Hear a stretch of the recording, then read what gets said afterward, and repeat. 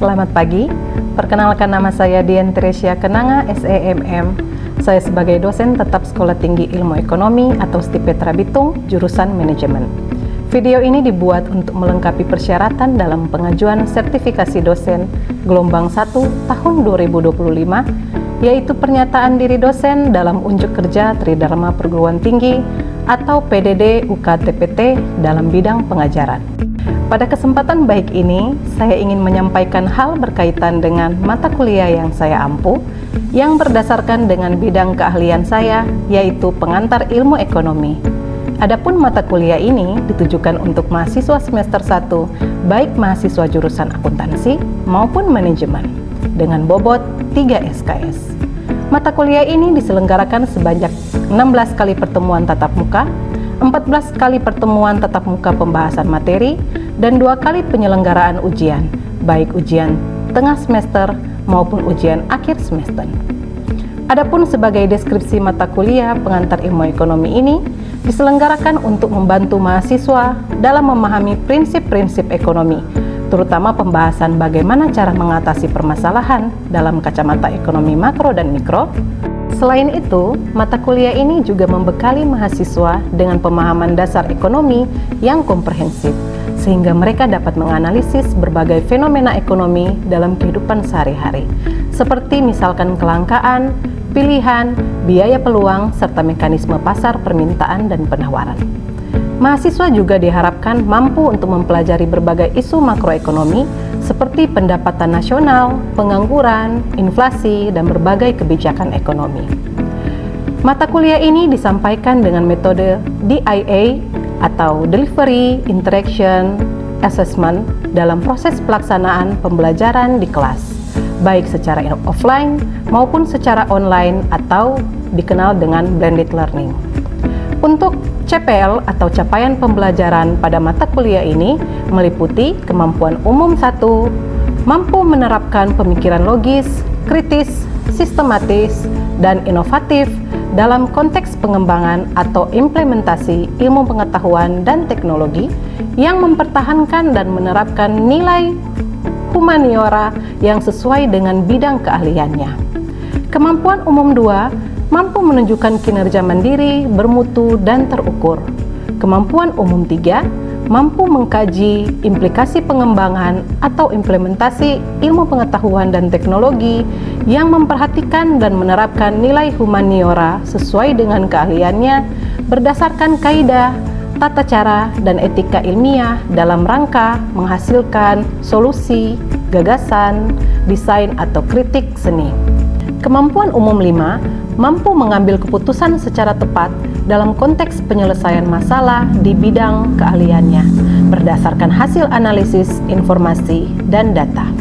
Kemampuan umum 7, mampu bertanggung jawab atas pencapaian hasil kerja kelompok dan melakukan supervisi serta evaluasi terhadap penyelesaian pekerjaan yang ditugaskan kepada pekerja yang berada di bawah tanggung jawabnya. Kemampuan umum 8, mampu melakukan proses evaluasi diri terhadap kelompok kerja yang berada di bawah tanggung jawabnya dan mampu mengelola pembelajaran secara mandiri. Untuk capaian pembelajaran mata kuliah yang diharapkan antara lain CPMK 1, mahasiswa mampu memahami ruang lingkup ilmu ekonomi makro dan mikro. CPMK 2, mahasiswa mampu memahami masalah ekonomi dan metode ilmu ekonomi. CPMK 3, mahasiswa mampu memahami teori permintaan dan mengidentifikasi faktor-faktor yang mempengaruhi permintaan. CPMK 4, mahasiswa mampu memahami teori penawaran dan mengidentifikasi faktor-faktor yang mempengaruhi penawaran dan elastisitas atau keseimbangan antara permintaan dan penawaran. CPMK 5, mahasiswa mampu mengidentifikasi koefisien elastisitas permintaan dan penawaran. CPMK 6, mahasiswa mampu memahami pasar persaingan sempurna. CPMK 7, mahasiswa mampu memahami pasar monopoli dan monopolistik.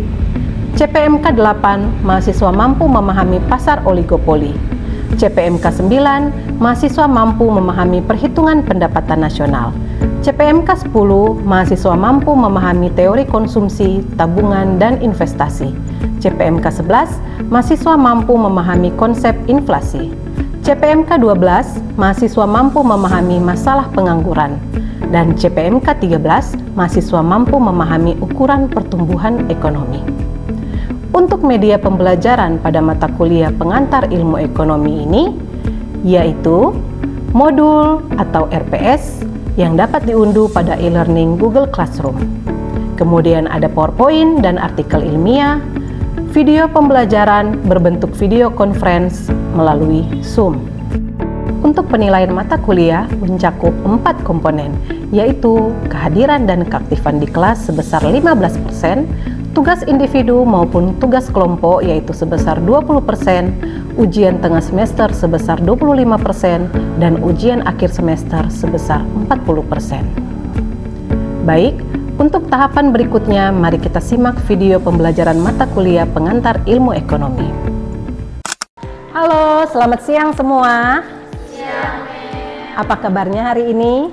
baik. Oke, harapan semuanya dalam keadaan baik, sejahtera, dan damai di hati, ya.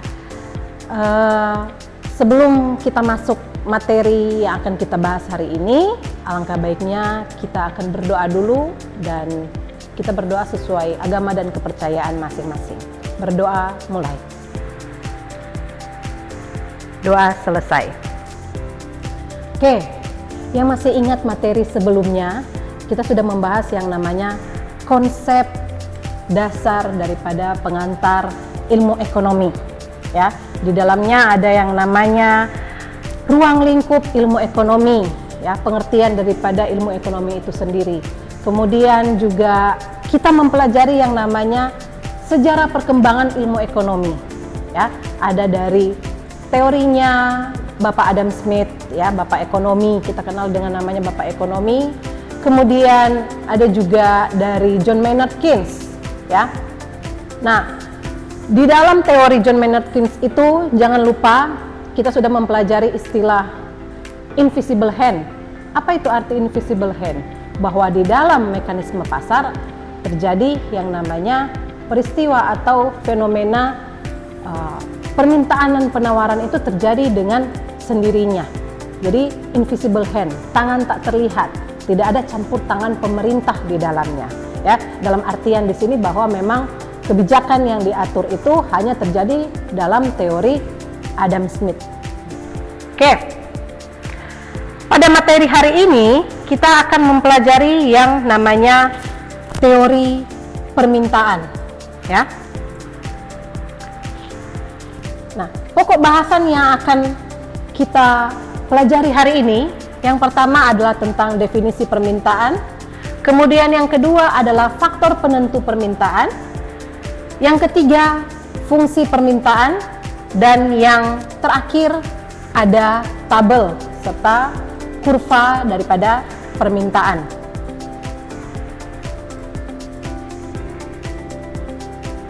Baik, di sini kita lihat jumlah barang yang bersedia dan mampu dibeli oleh konsumen pada berbagai tingkat harga dalam periode tertentu itu dinamakan dengan permintaan. Oke, nah kalau Anda perhatikan dengan saksama, ada kata kunci yang bisa kita pelajari di sini, kita amati di sini, yaitu jumlah barang yang bersedia atau yang mampu dibeli. Oke, di sini ada jumlah barang, kuantitas, quantity. Kemudian ada tingkat harga, ya, tingkat harga atau price. Jadi dua kata kunci ini yang nantinya akan mewakili perubahan-perubahan yang terjadi di dalam teori permintaan itu sendiri, ya. Dalam kajian ini akan menjelaskan hubungan antara jumlah yang diminta atau yang akan dibeli oleh konsumen dengan harga yang nantinya akan disetujui oleh konsumen atau pembeli itu sendiri, ya. Jadi jumlah barang yang diminta berapa banyak, nah itu akan disesuaikan atau akan berhubungan langsung dengan harga yang disetujui oleh pembeli itu sendiri. Nah, di dalam teori permintaan ini ada yang namanya hukum permintaan. Hukum permintaan berlaku, ya, hukum permintaan yang berlaku yaitu tentang penjelasan hukum yang sifatnya tidak searah antara kuantitas barang atau jumlah barang itu dengan tingkatan harga atau price, ya. Jadi hukum permintaan ini mempunyai sifat negatif, ya, atau di situ dikatakan adalah sifat tidak searah, ya. Jadi sifatnya adalah negatif. Nah, hukum permintaan itu sendiri berbunyi semakin tinggi harga daripada barang atau jasa, maka semakin rendah permintaan akan barang tersebut, barang atau jasa tersebut. Nah, sebaliknya, ya, sebaliknya adalah semakin rendah harga daripada barang dan jasa tersebut, maka semakin tinggi permintaan akan barang dan jasa tersebut. Gitu. Jadi ada ada hubungan yang tidak searah, hubungan yang terbalik antara tingkatan harga dengan kuantitas daripada barang dan jasa itu sendiri. Jadi untuk mempermudah Anda, ya bisa Anda pakai kata kunci yang tadi, ya. Jadi jika harga barang itu, jika kuantitas daripada barang dan jasa tersebut naik atau besar, ya, tentu jumlah barang yang harga daripada barang tersebut akan berkurang, ya. Namun jika harga daripada barang dan jasa tersebut semakin rendah, maka akan semakin tinggi daripada kuantitas barang dan jasa tersebut. Gitu. Oke, kita masuk kepada faktor-faktor yang mempengaruhi permintaan itu sendiri. Yang pertama, harga akan barang yang bersangkutan. Kemudian yang kedua, harga akan barang yang terkait atau kita namakan dengan barang substitusi. Yang ketiga, tingkat penghasilan atau pendapatan per kapita. Yang keempat, tingkat selera. Yang kelima, jumlah penduduk. Keenam, perkiraan harga yang akan datang. Ketujuh, usaha produsen untuk meningkatkan penjualan. Kedelapan, harga barang pelengkap. Dan yang kesembilan adalah konsentrasi kebutuhan.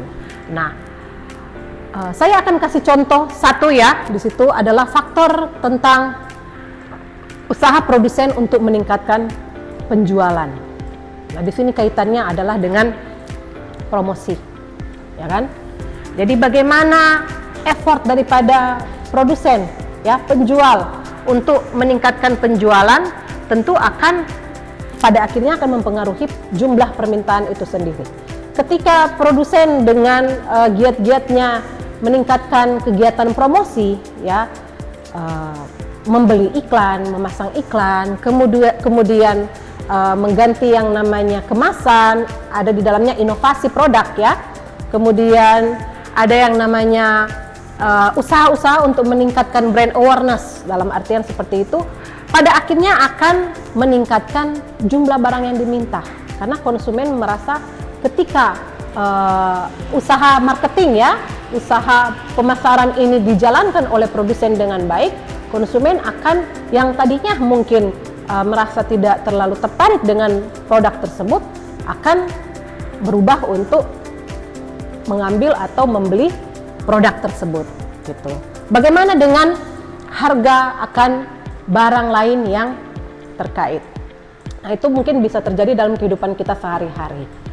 Kita pernah mengalami yang namanya meningkat harga beras, ya, mungkin sekarang juga sedang terjadi, ya. Peningkatan harga beras ini tentu akan mempengaruhi harga daripada barang yang lain.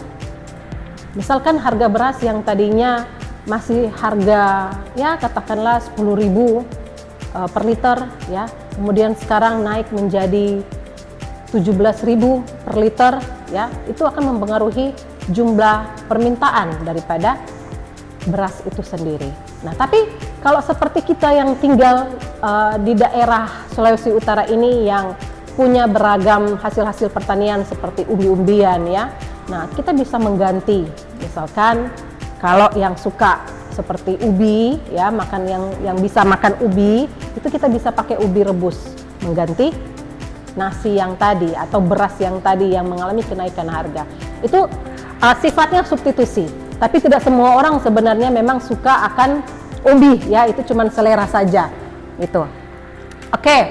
Kemudian kita masuk kepada materi yang berikutnya tentang hubungan ya, bentuk hubungan antara permintaan dengan faktor-faktor penentu. Jadi hubungan tidak hanya antara pacaran ya, hubungan antara laki-laki dan perempuan, tapi juga dalam teori permintaan ada yang namanya bentuk hubungan. Jadi kalau yang harga barang bersangkutan itu pasti hubungannya negatif atau tidak searah.